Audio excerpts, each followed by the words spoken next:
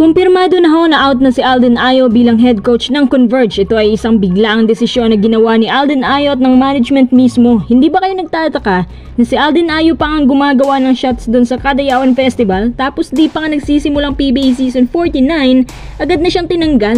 Actually, matagal ko nang alam yan, natatanggalin talaga siya nung isang taon pa.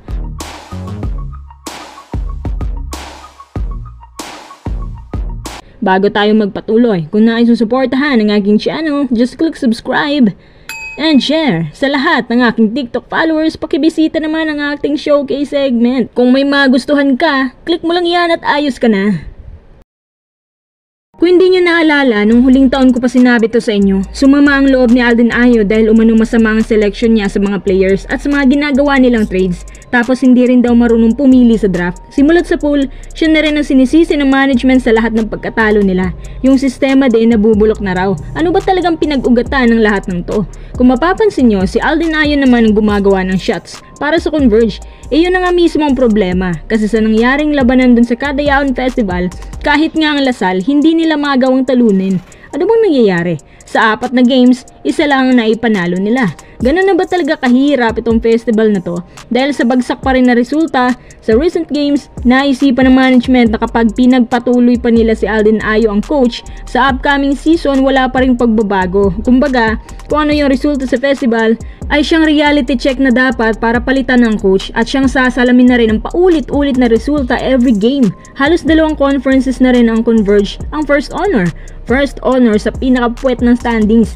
Last year nalaman ko rin na may pagkakalabuan na pala talaga si Alden Ayo at ng Converge. Kasalanan ba talaga ni Alden Ayo? Tingnan natin. Sa palagay ko, hindi naman niya kasalanan lahat, pero responsibilidad niyang pagandahin ang roster pati ang system. Kumbaga, siya dapat yung marunong mangilatis kasi siya yung head coach.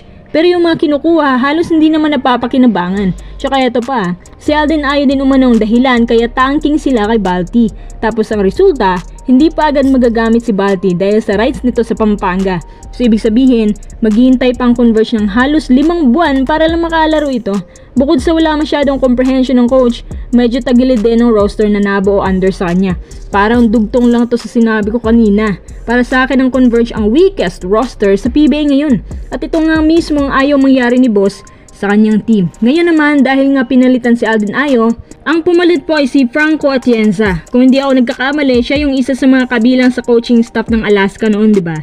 Siya yung pumalit pansamantala kay Alden Ayo nung umabsent ito dahil may personal matter umano na ayusin. Nangyari po yun last year din. Hindi ko alam kung anong style ng coaching ni Coach Atienza, pero nung siya yung gumawa ng shots para sa Converge, pinanalo niya ang team sa isang thrilling overtime laban sa isang powerhouse team na San Miguel. Doon pa lang mga kuys nung umabsent si Alden Ayo, tapos nakatagpo sila ng magtitimo na magaling, may ideya na sila kung sinong ipapalit. Naghihintay lang management ng tamang oras, tamang panahon. Sakto na ang pangit ng record nila sa Kadayawan Festival, kaya yun na, ang bilis magkasundo ng 2 kampo kasi si Alden Ayo mismo may napapansin na hindi maganda mula sa kanila. Kung sa bagay, magtitiis ka pa ba kung ayaw na sa'yo?